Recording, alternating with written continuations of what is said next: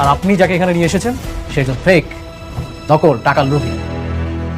হাজার হাজার কোটি টাকার লোভ সামলাতে পারেনি, এসে চেয়ারে বসে পড়েছে। রাতুল সাহেব, আপনার কাছে কি প্রমাণ আছে? Nice question.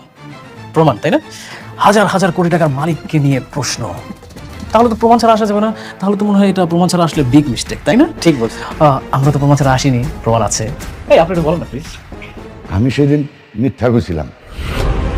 আসলে আমি বাচ্চা চুরি কইরা বস্তুর পেছনে রেখা যাই নাই, টাকার বিনিময়ে বিক্রি করছি।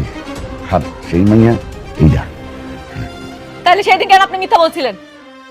আপনি বলেন নাই আপনি বস্তির পাশে রেখে আসছেন? আরে ভাবি, আপনি এই সামান্য জিনিসটা বুঝতে পারছেন না? সে কেন মিথ্যা কথা বলছে? টাকার জন্য। তার তো টাকা নিড, সে টাকা পেয়েছে আর তো সে ওই বাচ্চাটাকে তো বিক্রি করেছে। এখন যদি সত্যি কথাটা বলে দিত তাহলে ওই বাচ্চাটাকে তো আর ফেরত দেওয়া সম্ভব ছিল না, তাই মিথ্যা কথা বলেছে। কিন্তু আমি তো জানি আমার বাপ মায় কখনো আমার লগে মিথ্যা কথা কইব না। এটা অবশ্য অনেক ভালো কথা বলেছেন। আপনি একটা কাজ করেন, শুনেন, ওই আপনার বাবা মাকে একটা ফোন দিন।